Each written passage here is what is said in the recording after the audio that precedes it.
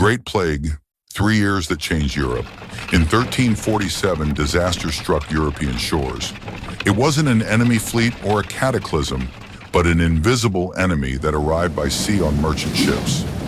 This enemy was the Black Death. In fact, the epidemic was caused by the bacterium Yersinia pestis.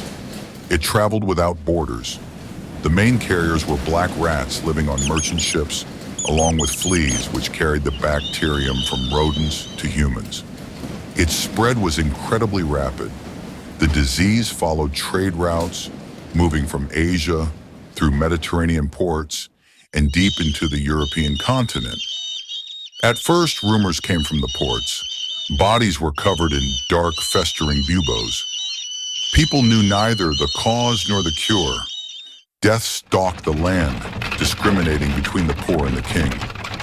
Some people managed to escape through flight and isolation. Those with the means abandoned the overcrowded cities, seeking refuge in the countryside, where population density was lower. They followed the motto, "Go quickly, go farther, come back as late as possible." The plague subsided as suddenly as it had begun. When the peak of the epidemic passed about 3 years later, the mortality rate dropped sharply.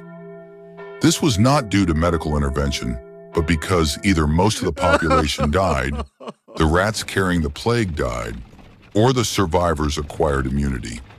Up to a third of the continent's population was wiped out.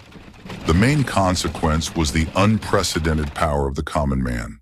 A catastrophic labor shortage gave the surviving peasants and artisans strength. They began to demand higher wages and better working conditions. The old feudal system, where peasants were tied to their lord's land, collapsed. The conditions for social growth and a new economic mindset emerged.